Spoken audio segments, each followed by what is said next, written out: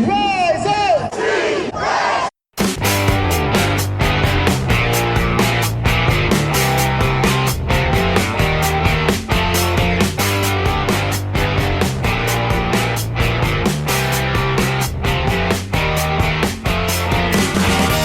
This is the Rise Up See Red podcast, all about the Arizona Cardinals and the NFL, featuring insider and outsider perspectives. Enjoy the best hour of Cardinals talk on the web. Now here are your hosts, Jess Root and Seth Cox.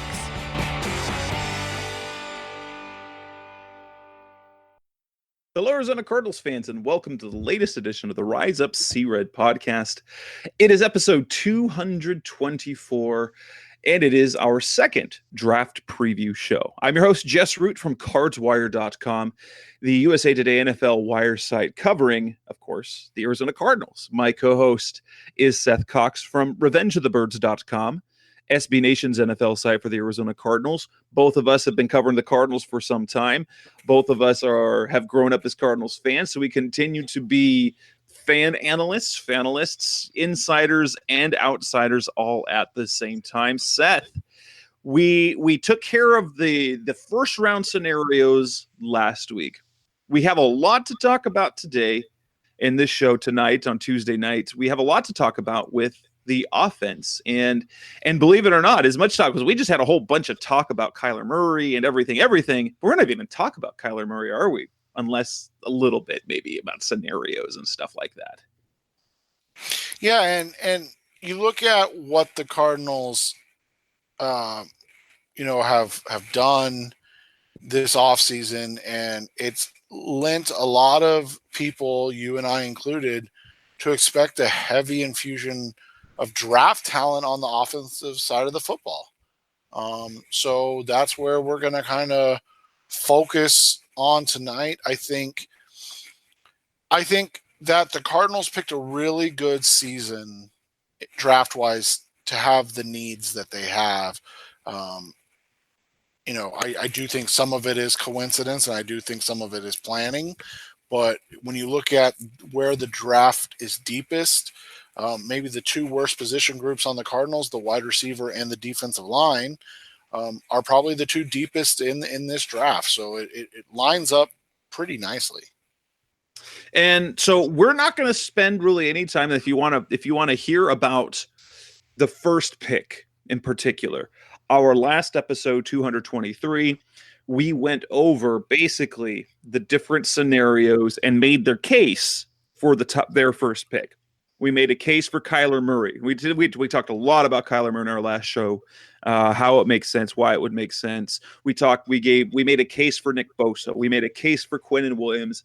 We made a case for Josh Allen even.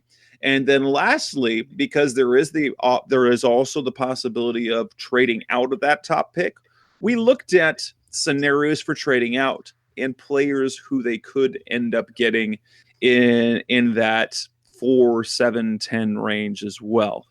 So you can go back and listen to that show if you have not discussed that. But today we're going to talk about non-quarterbacks, because if they don't take a quarterback in the first round, if they don't take Kyler Murray, there's really no point to taking a quarterback for the rest of the draft. It's a wasted pick.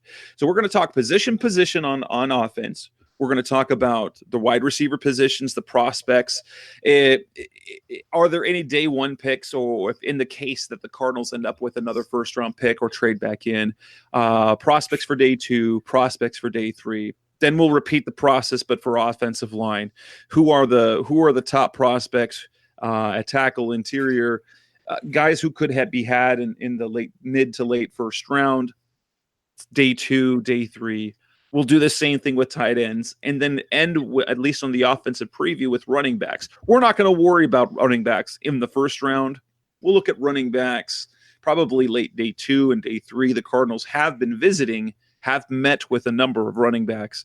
And then at the last part, we're going to talk about they made a signing. They added veteran cornerback Tramaine Brock, coached formerly by Vance Joseph at 2 previous stops, formerly of the San Francisco 49ers, Minnesota Vikings, and Denver Broncos. We'll close the show with that. So let's go ahead and get started. Let's talk about receivers. The Cardinals have a big need at receiver. And so let's talk about who are the top prospects who could be, say the Cardinals managed to end up with by trading. So if they trade Josh Rosen and go with Kyler Murray at the top of the draft, and they somehow have a mid to late, or even if they trade down and end up with a mid or late draft pick that they could use, are there any receivers that are worth a mid to late first round pick that might fit what the Cardinals need? So two guys that I'm just going to mention, but I don't think even like outside of say 17, is that where New York is now? It is, yes. So yeah, so say 17. And then obviously the two Raiders picks 24 and 27. I don't think they'll be there, but DK Metcalf and Hakeem Butler. So those are two guys like I'd be shocked if either of those guys were available. I think they'll be the top two wide receivers off the board. So that brings I have three names I like what I call tier one prospects. So when you look at it, the first guy's N'Keal Harry. I think N'Keal has a little Anquan Bolden in him. He's a physical guy. He tested faster than we all expected him to. So that was actually good in that sense. When you watch N'Keal play, it's ability to catch in traffic, and it's an ability to out physical anybody that tries to cover him. And so, those type of things. But then he's really good with the ball in his hand, which is why I think he could fit in Cliff's offense if it's some form of spread or air raid. ASU fans know N'Keal. I don't think he'll be there at 33, but you never know. The next guy for me is it's crazy, but he could be the best wide receiver in this draft when it's all said and done. But the biggest thing is he's got to stay healthy. He's got a Liz Frank injury already, which is a concern, and that's Marquise Hollywood Brown. He's just like a legit nightmare with the ball in his hands. He's a game changer on the outside, but he also wins from the slot. I saw a stat today that talked about like he was the most successful wide receiver from the slot in college football last year. So he's a guy that is truly one of those guys that can maneuver inside out and all around the field. He's a big play threat with the ball in his hands. Obviously a vastly different type of wide receiver than N'Keal Harry. And then the third guy in the tier one, so I would say top 30, or top 40 players in the draft type would be Paris Campbell out of Ohio State. Campbell's like this hybrid guy who can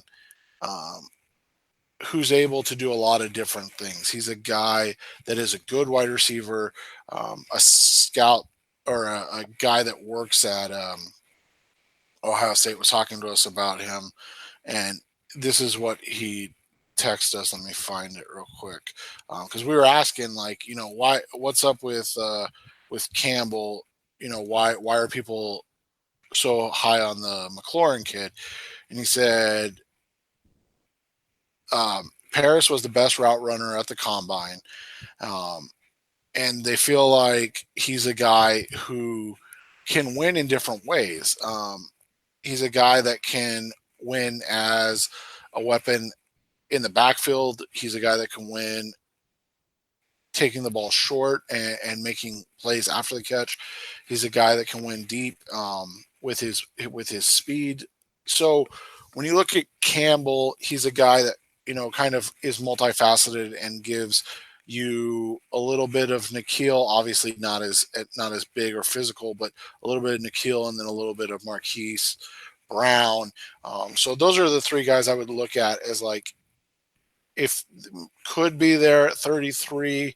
But if the Cardinals were to get anything for Josh Rosen and or trade back from the first pick and get multiple first round picks, those are the three guys that would make sense to me. Now, in terms of Paris Campbell, is he the type of player who, to take another Ohio State receiver in Michael Thomas? Obviously, I think they're different type of players, but is he the type of player who could end up having the sort of impact that Thomas has had for the Saints? A guy that tested well, had a lot of good things, but somehow managed to slip. I mean, a guy who was as productive and as talented as the next guy, and he has just become a monster at the next level.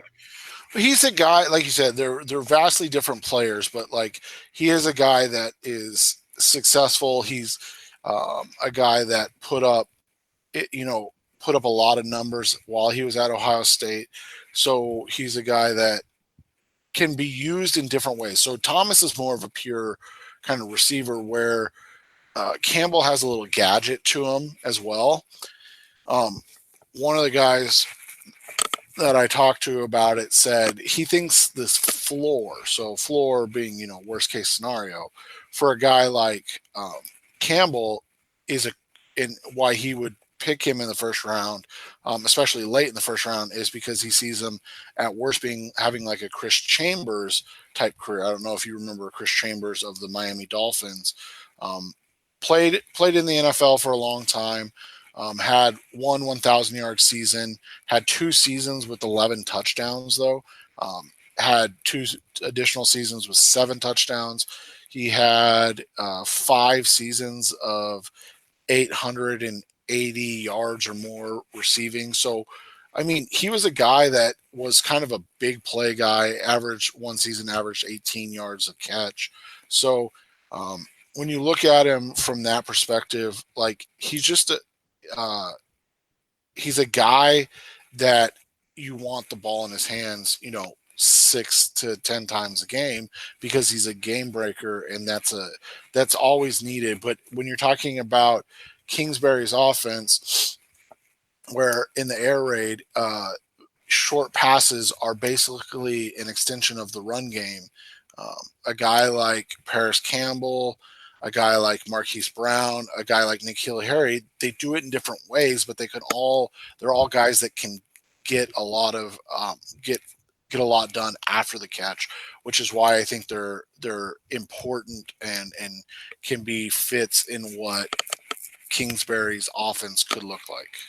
Now, in terms of Hollywood Brown, Marquise Brown, the one thing that you look at him and you say you've got something to worry about, and that's his frame.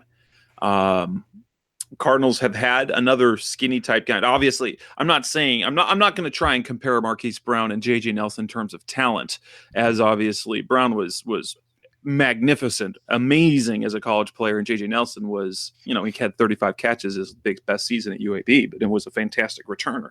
But again, 5'10", 160 is what Nelson was, and we've got Brown at 5'9", 166. How concerning is that build? Or do you think he can put on, say, just 10 more pounds and be like Deshaun Jackson? Yeah, I think that's what the hope is that he's a guy that has a little bit of room to put on, 10 to 15 pounds, get into the high 170s, low 180s by the time, it's all said and done. The biggest concern to me is not so much the frame, and it's just that he's already had a Liz Frank injury.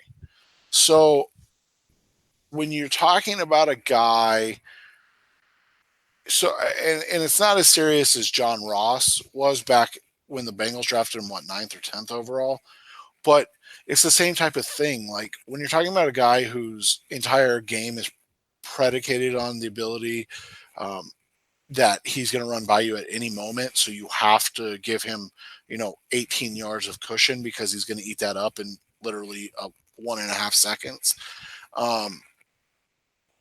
The concern with the foot is he going to be a guy that can consistently give you 16 games where he's able to be that game breaker, where he's not just a straight line guy because he's not able to make moves in the short and consistently cut and things of that nature. That's more what the concern is to me, because will he become Sammy Watson? Yeah, like guys with lower body injuries tend to always have lower body injuries. I mean, we've seen it with DJ Humphries. We've seen it with Robert Kimdiche. Like these guys that could or that have struggled with before tend to just continue to struggle with them. The thing is with Brown is that it not that it only, but it only cost him, the playoff game. So he played 12 games during the regular season. He just couldn't play in the biggest game, which was unfortunate, but just, it is what it is too at that point. He played 13 games his sophomore year. So, I mean, he's played 25 career college games. He put up over 2,400 yards and 17 touchdowns. So he's, like I said, he's a guy that you just find a way to get the ball in his hands.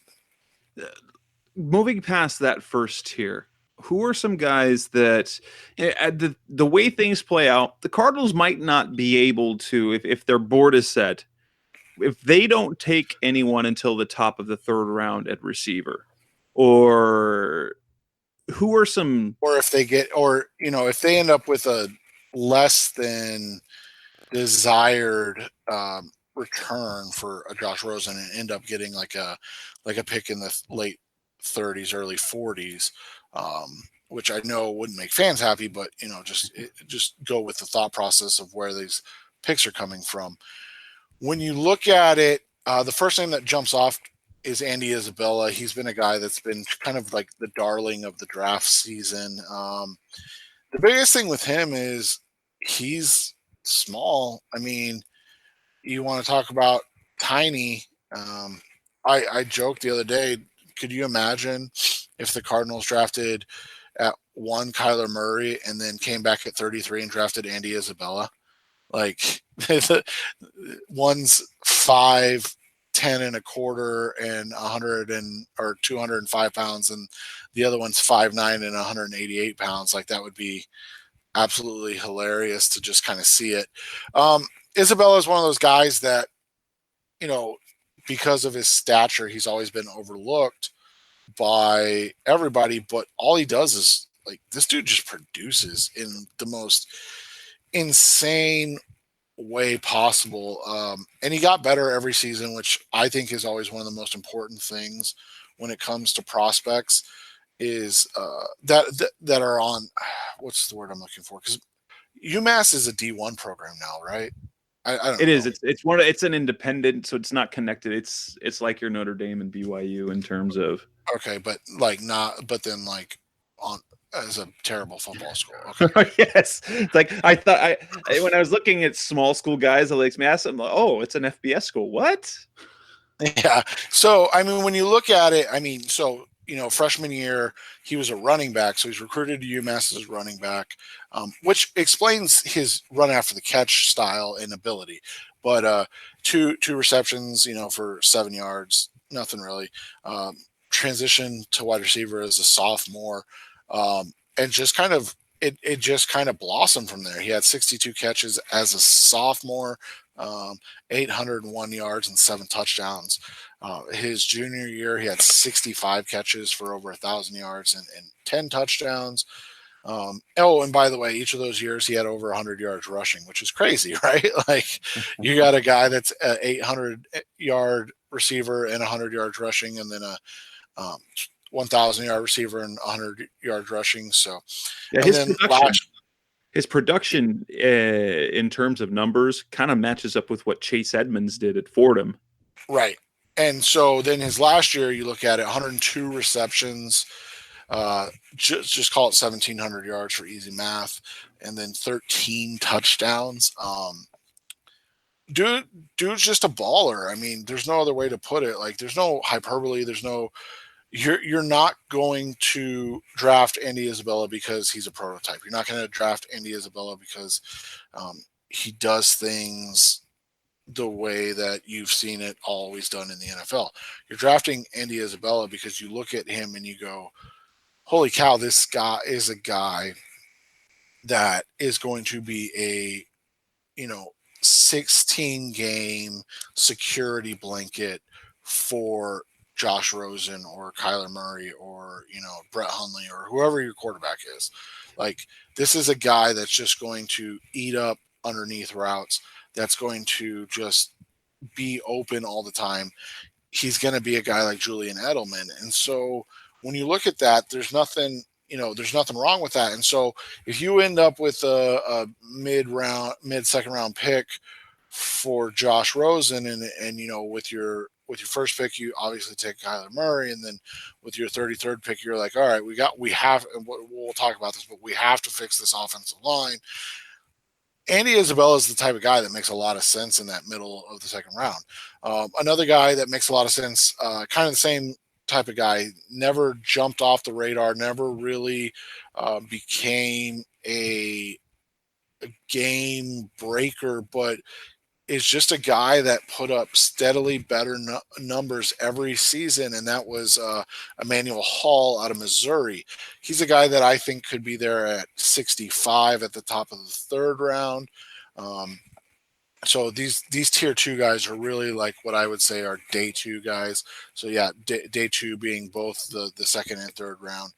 Now, I wanted to point something out on Isabella, which is I think it's kind of a critical thing to note, is that the Cardinals have an in with him.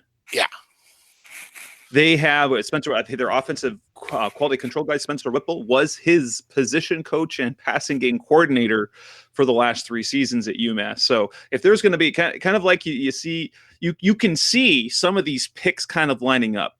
They have Billy Davis, who's the linebackers coach, who was on the Ohio State staff, who gives you an inside knowledge about Nick Bosa, so he can pound the table for Bosa. He says you don't even have to, you just turning the card out, he says. And I'm sure Whipple's the same way with Isabella, a guy that he's seen just firsthand doing everything incredibly well. And so he is, in my opinion, and now I don't do the evaluation process like Seth does, but I see this connection between Isabella and the Cardinals already kind of there. He's been a name that I've been keeping my eye on, because it would not surprise me at all if he's a target that the Cardinals have. I guess ideally, probably top of the third round would make more sense. And some of the simulations I've seen are, I think, third and fourth round. I don't know how accurate those are going to end up being, but that he's a player that matches up with the Cardinals for a lot of reasons. Right, and he matches up with what they want to do, and so you look at him. He's a guy that would really fit. And his testing was incredible. Yeah, 4.3 140. His short shuttle and 3 cone were incredible. He's just a super athlete on top of being a guy that, like I said, got better every year. And then, and that's kind of what you're looking at on day 2, is you're looking at a combination of guys that have the athletic testing, but then also have the improved or improving production. So Emmanuel Hall is the next guy I was going to talk about. He's from Missouri. He's not a guy that, let's put it this way, if Emmanuel Hall put up bigger numbers, he'd be getting first round talk. But he was basically Drew Lock's like big play threat while at Missouri. So as a freshman, just caught 8 passes for 64 yards. As a sophomore, 19 for 307 yards. So where it gets crazy is his junior and senior year. So he only played in 10 games his junior year, only 8 games his senior year. His junior year, he only caught 33 passes. So I know you're thinking like, Seth, that's awful. Like, why would this guy be of interest? He caught 33 passes for 817 yards. So just like literally 0.2 yards under 25 yards per reception. So he's like a big play freak of nature. When you look at the testing, so just a shade under 6'2", 201 pounds. When you look at his 40-yard dash, he ran a 4.39, so straight line speed was incredible. And then he jumped out of the building 43.5-inch vertical and 141-inch broad jump. So those are 98th percentile and 99th percentile respectively. So you're talking about one of the most explosive athletes at the wide receiver position to come out in years. He's just a guy that's never been a big production guy. But when you look at it from the perspective of day 2, pick 65, Emmanuel Hall putting up 33 and 817, and then backing that up with his senior season in only 8 games. So he missed 4 games, going with 37 and 828 and 6 touchdowns in those 8 games. Like that, those are, I mean, he was on pace for 1,000 yards. And so he is just one of those guys that has, again, steadily improved, get the ball in his hands. He's going to make a play. Those are what you're looking for in terms of, wide receivers, and especially in this offense where that you have a possession guy in Larry Fitzgerald. That you have a kind of intermediate big play guy in Christian Kirk. So what is that? What are they missing? They're missing a guy that can take the top off of the defense, that can be a big play threat down the field. In the same mold, in that round 3 range, that pick 65 range, is Miles Boykin out of Notre Dame. Another guy who, when you look at the numbers, never was a guy that was, your number 1 wide receiver. But again, each and every season he got better. Didn't produce at all as a freshman. Sophomore year played in 6 games, had 6 catches, 81 yards, 1 touchdown. Junior year, played in 7 games, had 12 catches, but for 253 yards and 2 touchdowns. So over 20 yards per catch his junior year, and then improved greatly his senior year. Again, that's what, when you're talking about these like day 2 prospects, they're not day 1 prospects, obviously. So you want to see growth. You want to see guys that are getting better each and every season. And then you want to see something that, from an athletic standpoint, that trumps them as guys that you should draft. 59 catches this year, 872 yards for 8 touchdowns. When you look at Boykin, the only guy that outperformed Emmanuel Hall at the combine was Miles Boykin. Miles Boykin is just under 6'4". He's 220 pounds. He ran a 4.42 40. He jumped as high as Emmanuel Hall and as far as Emmanuel Hall in the vertical and broad jump. And then he put up really good short quickness numbers. In the 3-cone, he's in the 77th percentile, and then the 20-yard shuttle, he's in the 86th percentile. So again, he is a guy that when you just put the numbers out there, he's a guy that fits that profile of that pick 65, a guy that gets better every single year, that is a freak athlete, that is a guy that can do something that the Cardinals don't have a wide receiver right now. He's a guy that will be able to take the top off the defense, make plays down the field, and kind of be a guy that is a big play threat over the top. One guy that I forgot to mention, I had him listed before Isabella. So if you're kind of ranking these, he would be a guy that you could talk about at even 33 if he's there. And that's AJ Brown out of Ole Miss. He's the other Ole Miss wide receiver, right? He's the other guy. But man, he's a dog. And I mean that in a positive way, like 6 foot, 226 pounds. So he's not, he's closer to, Anquan Bolden again than you're talking about, all these other guys who are kind of speedsters or big play kind of jump ball guys. So when you look at Brown, he was a guy that overshadowed by DK Metcalf, but outproduced DK Metcalf at the same time. 75 catches his sophomore year for 1,252 yards and 11 touchdowns. 85 catches for 1,300 yards this year, 6 touchdowns. He's not the athletic freak of the other guys, but he is kind of that size speed combination coming out of the spread air raid offense at Ole Miss. A guy that, if the Cardinals were to say take a Nick Bosa at 1, AJ Brown makes a lot of sense as their second pick, kind of finishing out that wide receiver corp. He's never going to be your number 1, but he's a guy that, you put him and Kirk together for a long time, and I think you'll be happy.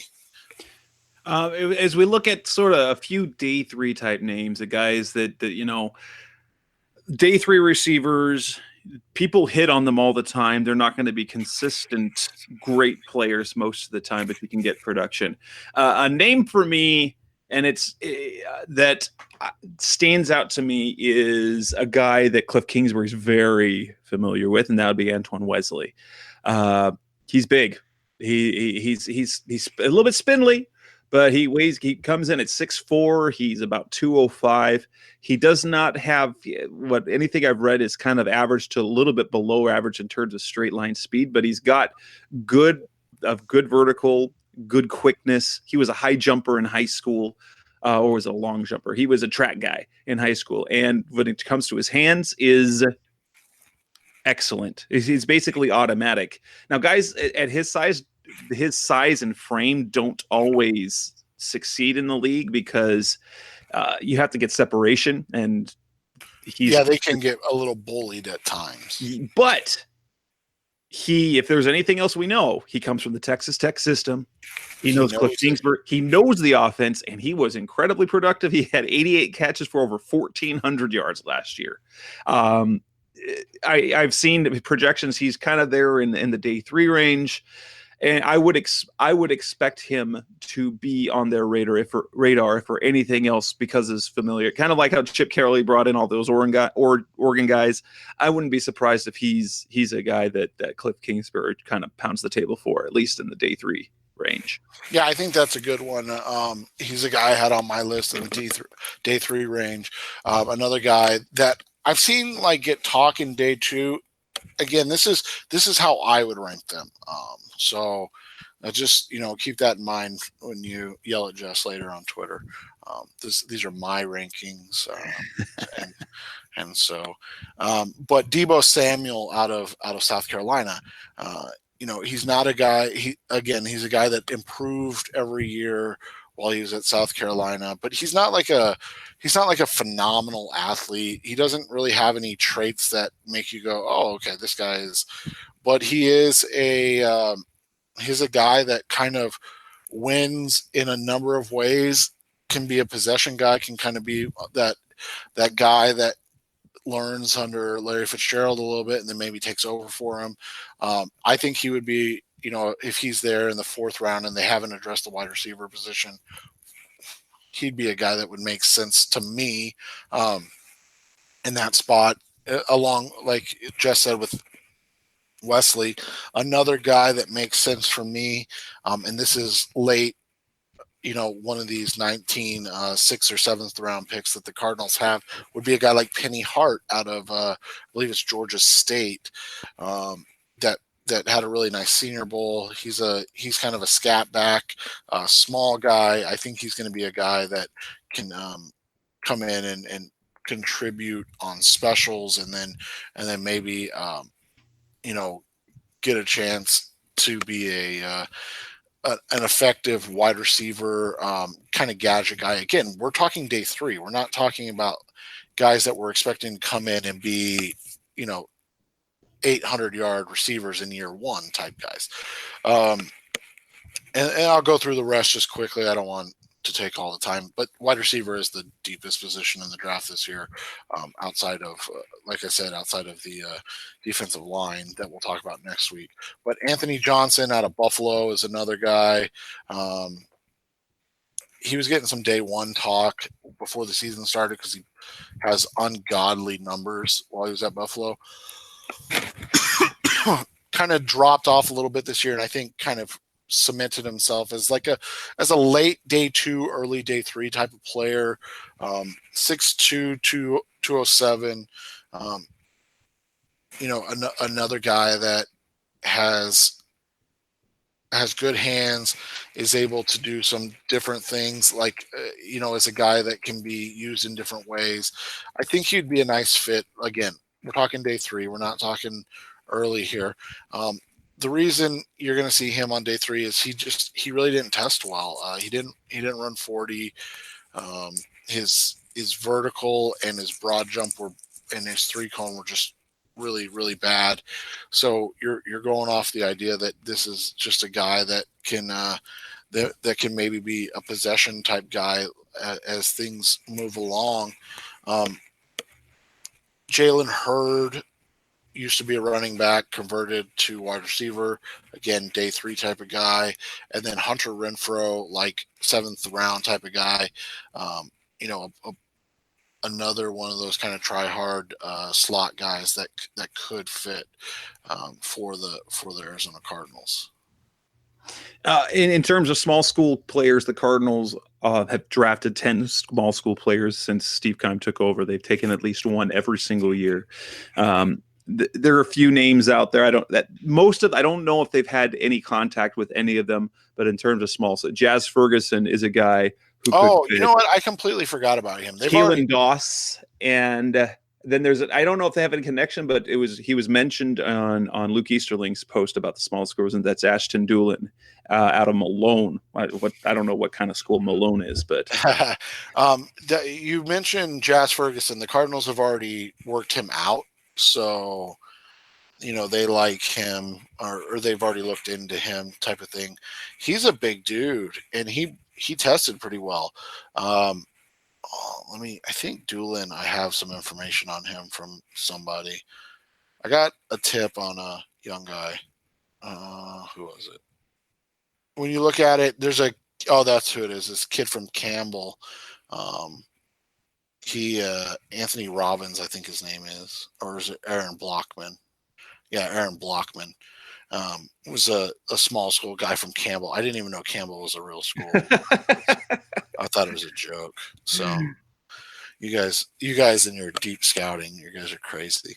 But yeah, so when you look at it, this is definitely a good draft to need wide receivers. I don't think it's a good draft to want to get a true number 1 wide receiver, but we've seen the Eagles, we've seen the Patriots, obviously every other year. I don't really think you need a true number 1 receiver. I don't think you need a prime Larry Fitzgerald.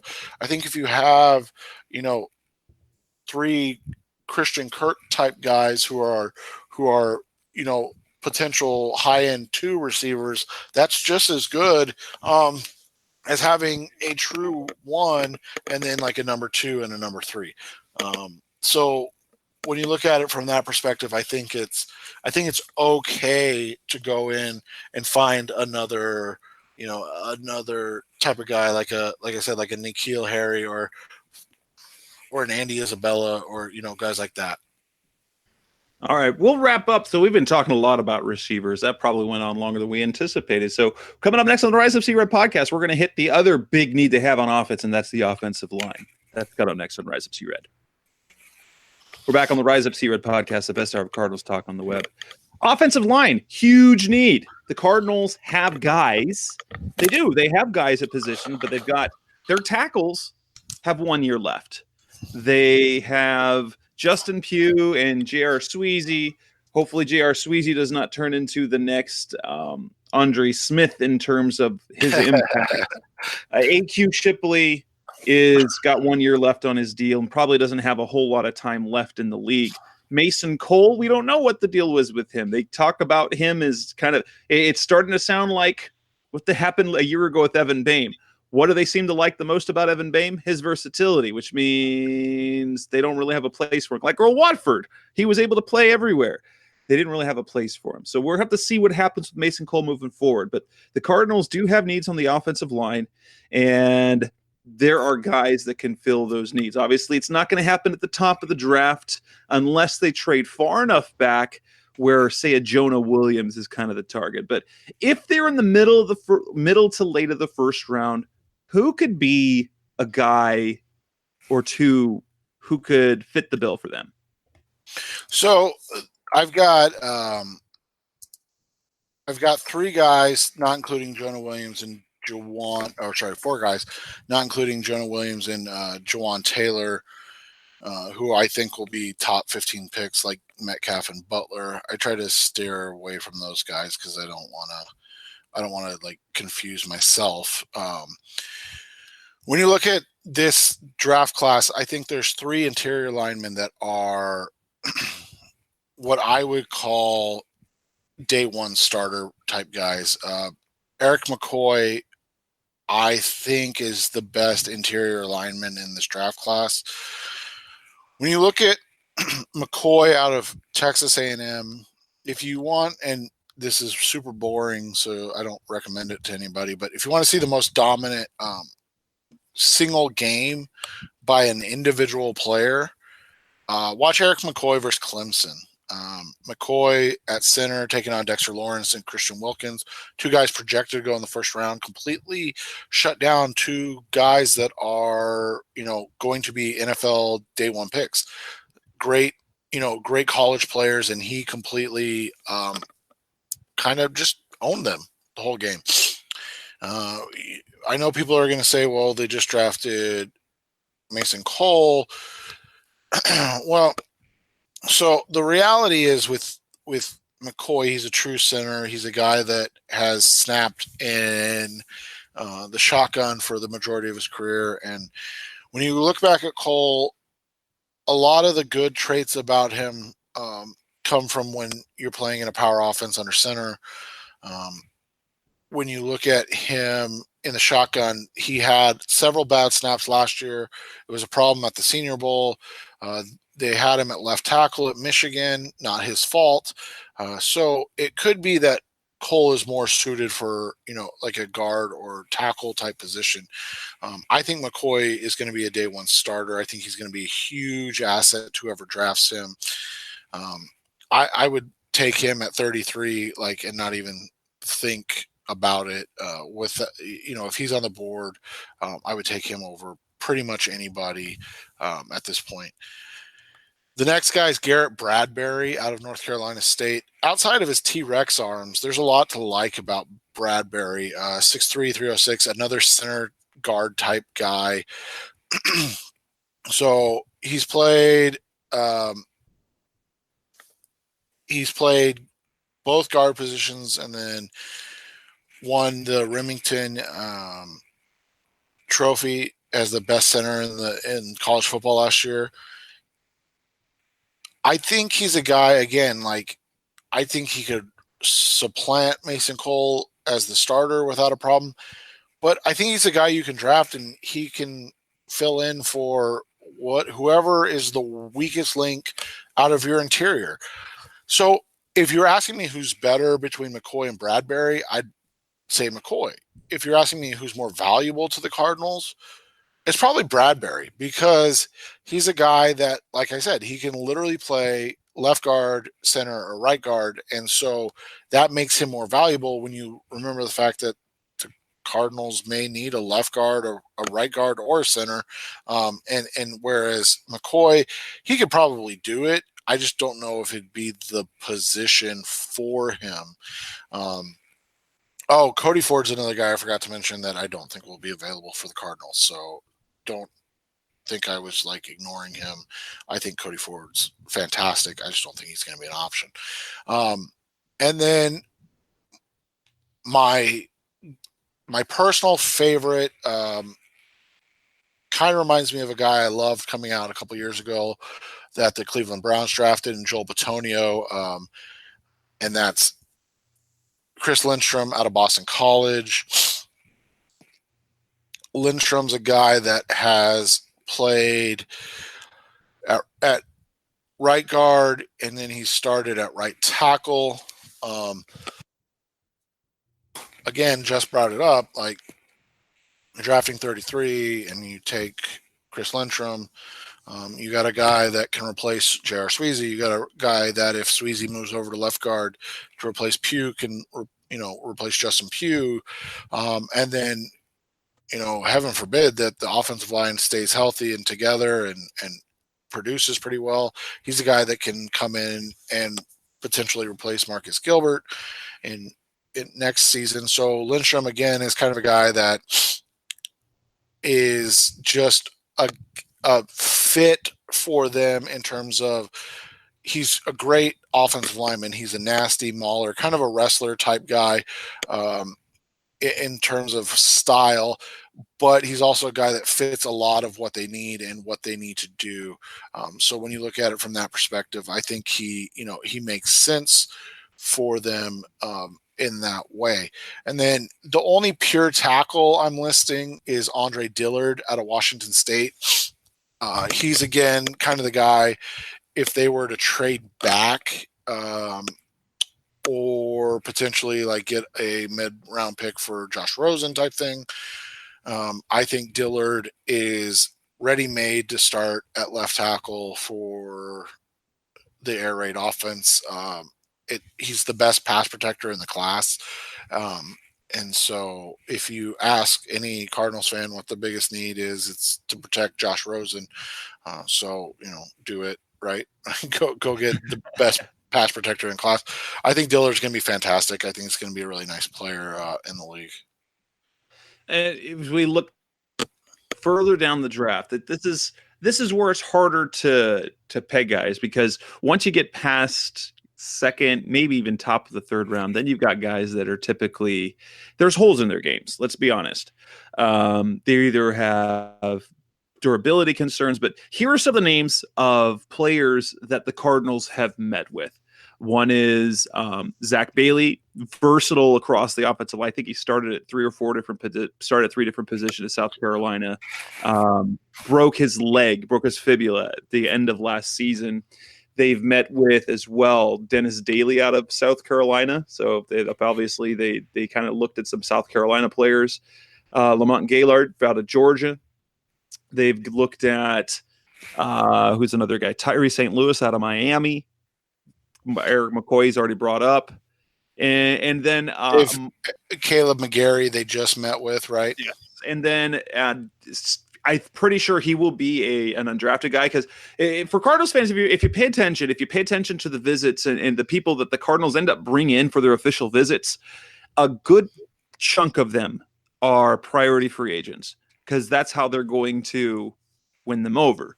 A guy they just brought in was, what's his name? Marquez something out of Southern Utah. Marquez Tucker out of Southern Utah. And so then they brought in, did they bring in, or they just worked out Titus Howard right or met with him at the Senior Bowl, the kid out of Alabama State. So, I mean, they're doing their due diligence along the offensive line. But like Jess said, you've got like the top probably 8 guys, and then you've got a bunch of guys that have flaws, right? Like Caleb McGarry is 6'7", 310 pounds, and he has pretty short arms. He's not very athletic. You look at those situations and you go, okay, so is he a guard? Can he play right tackle? Like, is he a guy that you want to be able, that can do some, that can play right tackle in the air raid, or is he going to have to move to guard? Howard is a small school guy. He's got, I think, no, he was at the combine. Okay, there was another small school guy that didn't get invited. I can't remember who though, because of like some off-field stuff that happened at one time or the other. Then you got like a guy like Dalton Risner, who's 6'5", 312 pounds, and the question just becomes, where does he play? Is he an interior guy? He's played tackle while he was at Kansas State, but they had a guy, in Cody Whitehair a couple years ago who I liked, who's now a center. And so you look at him from that perspective. Excuse me. After the top guys, you start to get into this. Okay, how do they fit? What do they do? A name to like know kind of on late day 2, early day 3 type of guy is like a Max Sharping out of Northern Illinois. He's a massive dude, 6'6", 327. Looks like a guy that could be a really good right tackle in the league. But he's probably going to have to sit a year or so. So how high does he go in this process and everything like that? So, when you look at who they've met with, you mark it down. You say, okay, like obviously these internet draft boards are just kind of a reference, but go see where they're at. Like if they're in the draftables section, like Dennis Daly, all right, well they're probably looking at him as like as a day 3 prospect, and they're saying, okay, he's 6'5", 317, but he ran like a 5'2", 40. But then he didn't bench very much. He almost had the dreaded 8-second 3 cone, which we know is a deal breaker for like Justin Higdon, and he was right on that with Dorian Johnson. So you look at guys like that and you go, okay, where can they get them? And where do they fit into the entire process? And so that's those are the names to know as you kind of go through this, because it's hard to find prospects that fit a new coaching staff and then fit them, because we just, quite frankly, we don't know at this point. Like we don't know what they prioritize. We don't know what they look for at this point. So if you find the names like an Eric McCoy that they've worked out privately, you go, okay, they probably actually like him. And he is a guy that's going to be right in that 20 to 40 pick range, so that makes sense. And so a guy like him makes a lot of sense to get to know, because he fits in with the Kingsbury offensive scheme as a center. And then you look at a guy like McGarry, like Jess brought up or wrote about today. He's a right tackle. Okay, they probably get him on in the 3rd round. So you just, use the information that's available on the internet and understand, like, okay, some of these guys are, like Jess said, they bring in and they try to get a deal in place, basically illegally, handshake deal. Like, hey, if you don't get drafted, we're going to be calling you right after the draft is over to get you set up for, an undrafted free agent, to be an undrafted free agent for us. So just keep us in mind with that. Good. Wrapping that up, we're going to come back and talk about another need, and not as critical a need, but a need nonetheless. That's at tight end. That's coming up next on the Rise Up C-Red podcast. We're back on the Rise Up C-Red podcast, best hour of Cardinals talk on the web. It's time to talk tight ends.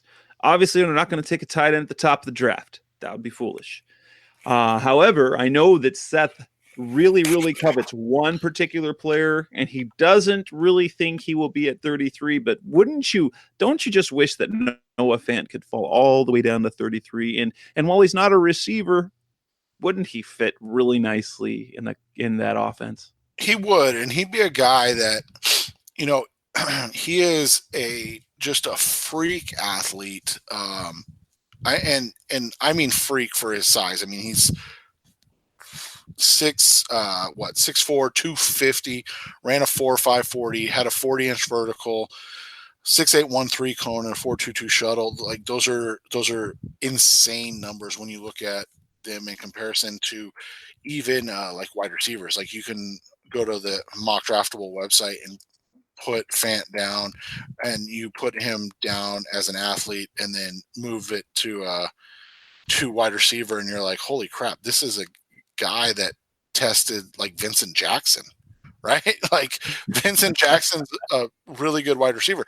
Like he's comparable to N'Keal Harry athletically. So dude's just a freak of nature. I don't think he'll be there at 33. There's like the way that Travis Kelce, the way that obviously Rob Gronkowski that has since retired, the way that those guys have helped transform offenses. And then you got a guy like Eric Ebron, who just went to Indianapolis and put up, insane numbers for the first time in his career, when he finally had, somebody that knew how to use them. And so when you look at the way it goes, I don't think that that Fant is a guy that's going to be available at 33. I just think that the way the NFL's trending and everything like that, when you can get a guy that's going to go for 700 yards and 13 touchdowns, like an Eric Ebron did, it's going to be really hard to justify, him getting out of the first round. But Fant would be the only one, because TJ Hawkinson, I doubt, is going to be there. He's another one of the guys that tested out really well and is beloved by everybody heading into this. Hawkinson's getting talked about like as high as 9th overall. So we'll see how that, or 7th overall, excuse me, to the Jaguars. So that's kind of, he's probably out of their range.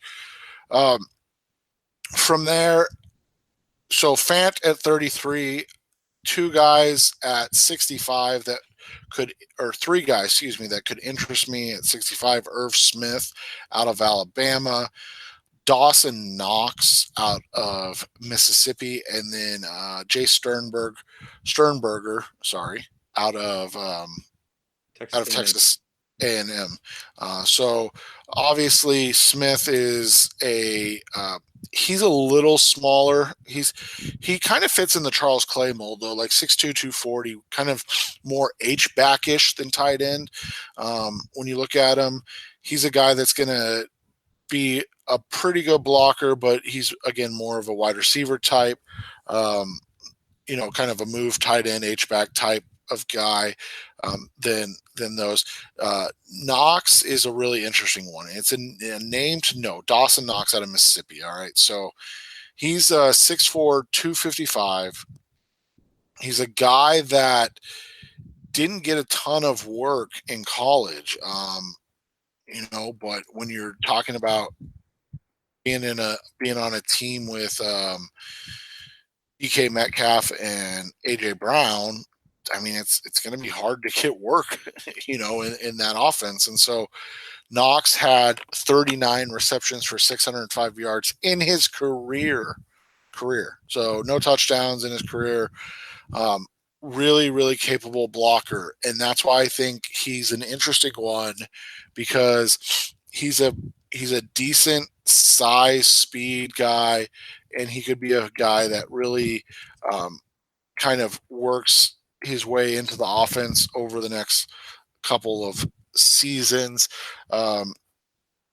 So that's a guy to watch. Like I said, 65 would be the earliest. You might even be able to get him at the beginning of day 3. And then Sternberger was another guy. Again, didn't test as well as everybody was expecting. Everybody expected a little bit more of an athlete. Ended up being a 4.75 guy, which I think is going to push him down into day 3 or like late day 2 type. Like, these aren't guys, when you draft a tight end high, they've got to have a trump trait over other players. And so, Sternberger comes from a spread offense. Knox comes from a spread offense. Both are more than capable blockers, though, so that's always important. Sternberger's obviously a better college player in terms of production than what Knox was, but he is a guy that only had 1 year really of production. So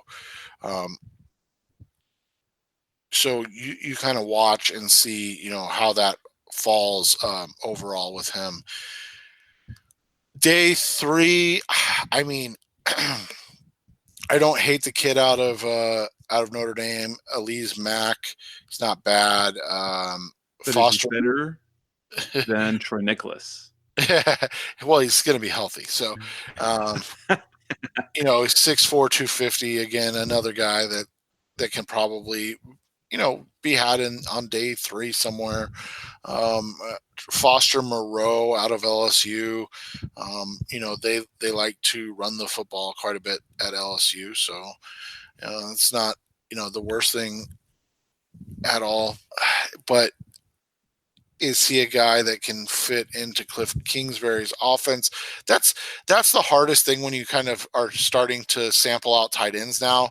It's like, all right, so you've got your H-back tight ends, which is more of like the Charles Clay mold. So Fant's obviously the top of that list, but then you've got other guys like Irv Smith and there's one more. I can't remember whose name. Oh, Caleb Wilson out of UCLA. Guys that aren't exactly like great blockers or used as blockers that much. So you have to kind of follow and watch and see if they are going to ask a lot of blocking out of their tight ends. I would say no based on who's on the roster, but at the same time, you never know. Maybe a Dawson Knox or a Foster Moreau make more sense because they're guys that have blocked more and they can come in and do that. And the other guys, just to kind of throw some of the names out there, the players they've met with. This doesn't mean anything. So, like Seth mentioned, Jay Sternberger is a guy that they have worked out.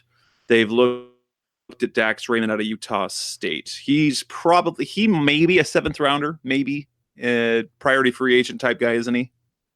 Yeah, and again, when you're talking about tight ends, it's hard to distinguish what is important in the NFL anymore because there's very few guys that fit both roles. So you've got they kind of like the receiver position. So you've got the X, right. You've got the slot, you've got and you have that with your tight end. So you've got the inline, you've got your Y, you've got your H back.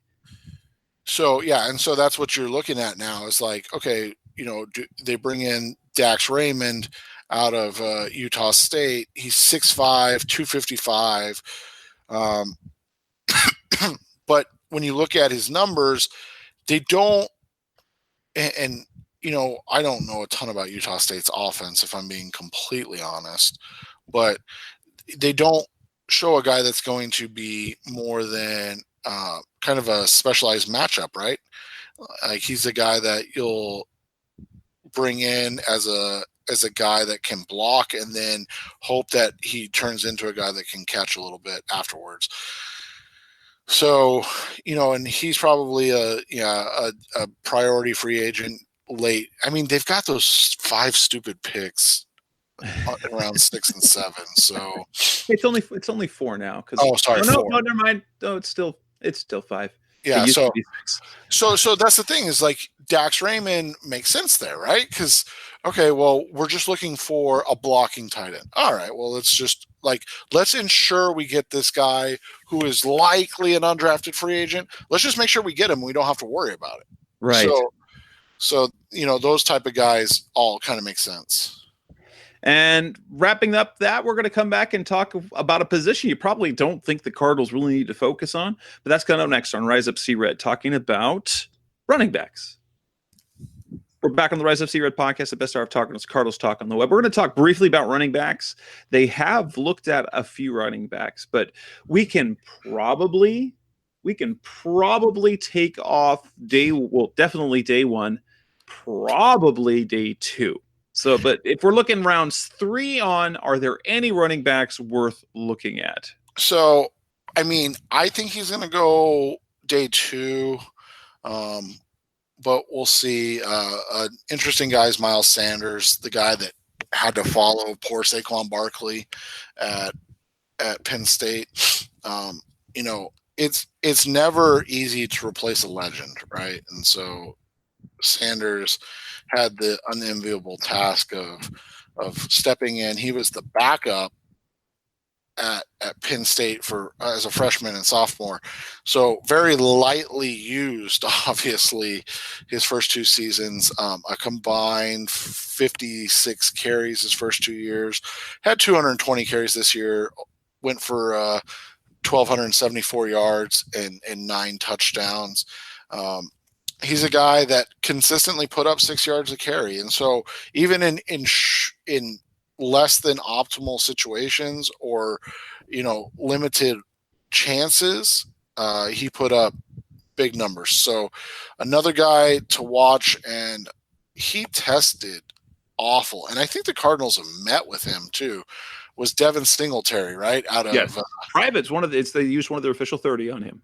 Yeah, so Devin Singletary out of Florida Atlantic, yeah, FAU. Golly, so he is that height right? He's only 5'7". I thought he was 5'9".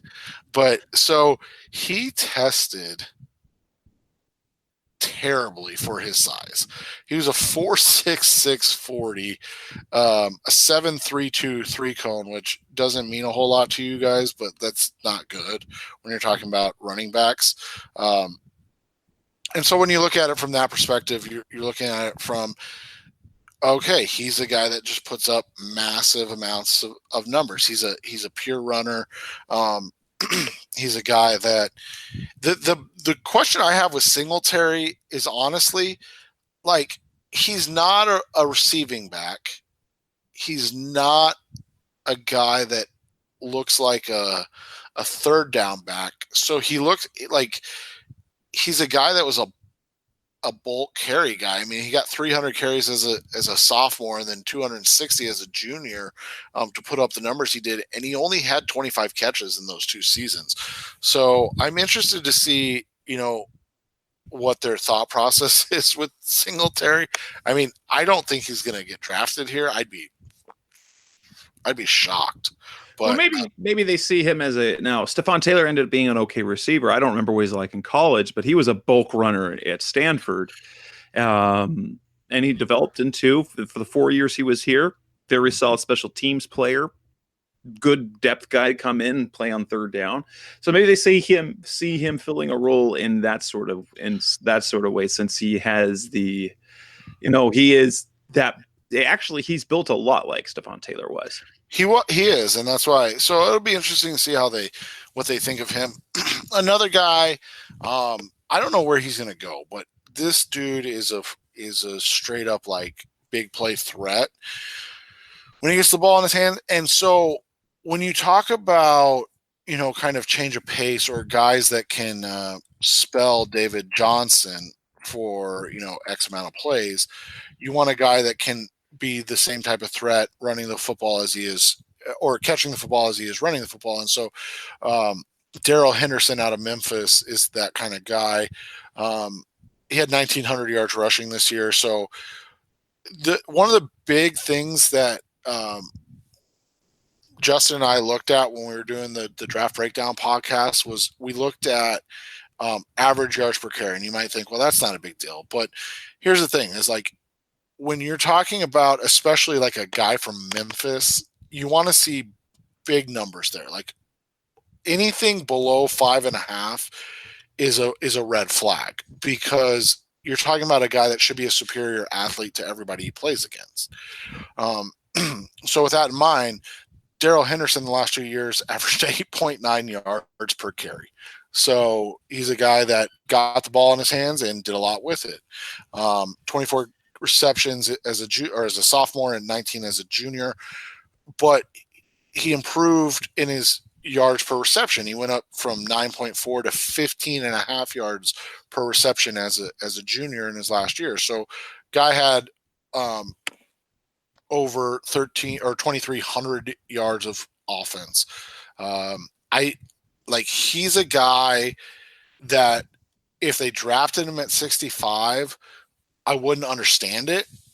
But when you're just talking about talent, when you're talking about drafting the best players, he's the type that would fall into that. Now, again, I'm not advocating it. I'm not saying it's going to happen.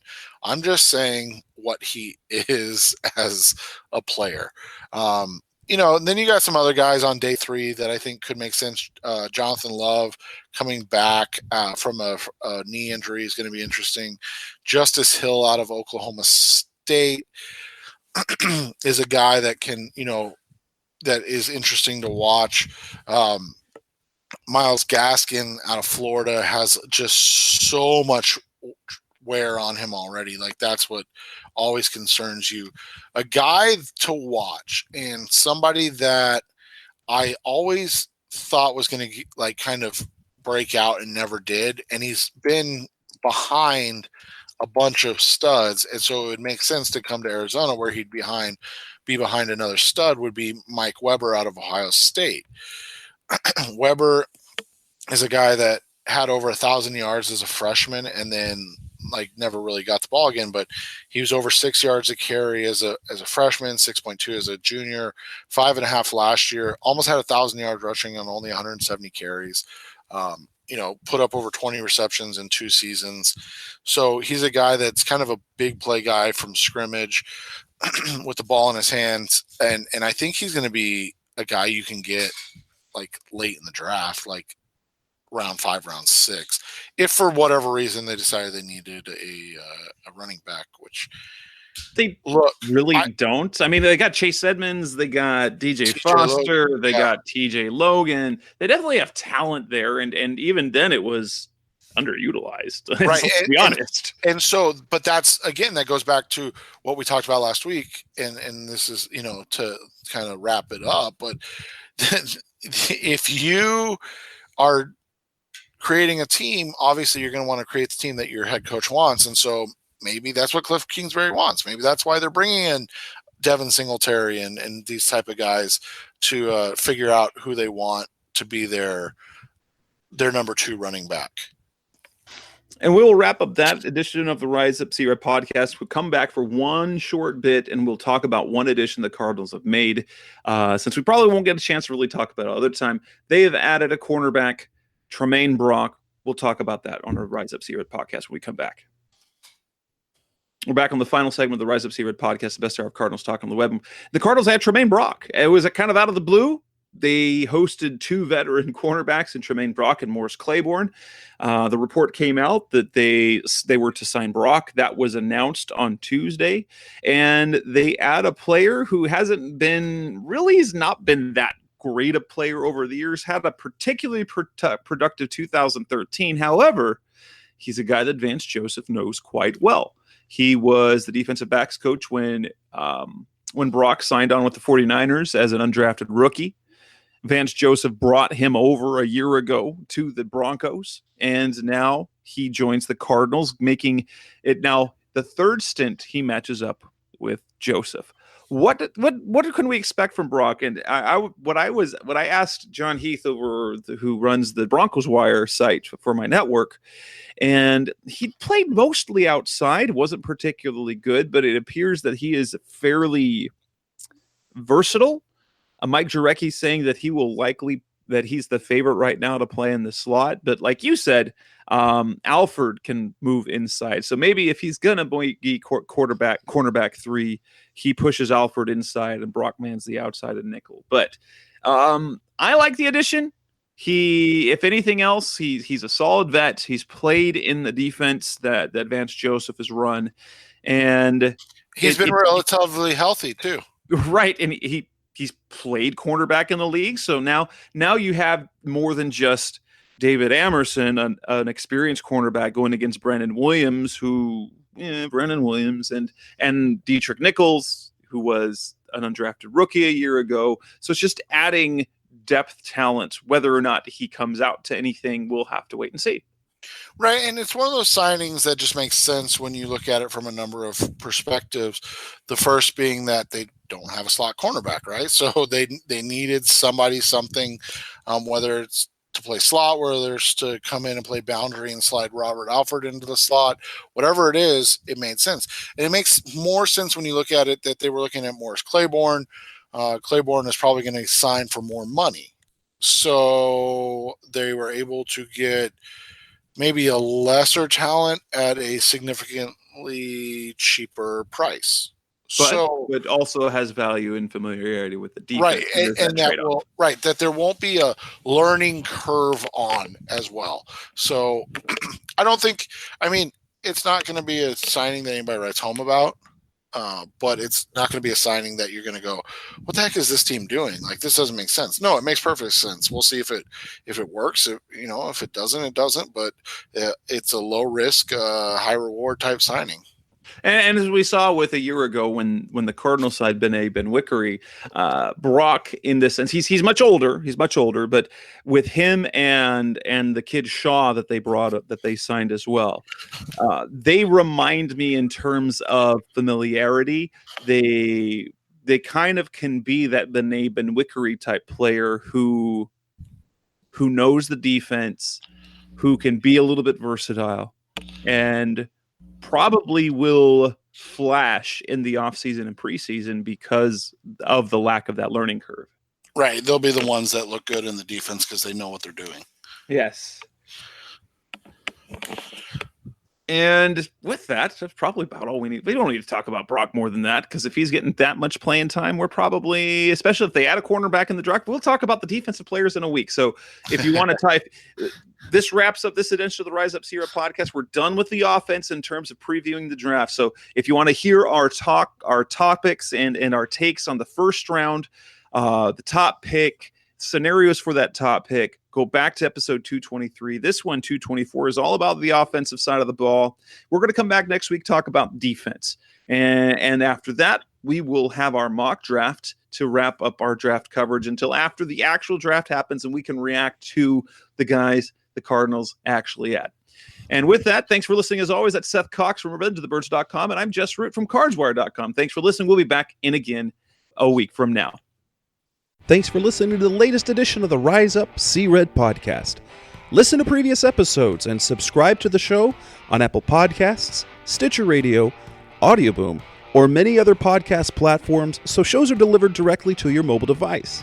Please give the show a 5-star rating and always support the sponsors who support the show. We'll be back soon for the best hour of Cardinals talk on the web. Rise Up Red Sea, Be Red See Red, and of course, Rise Up See Red.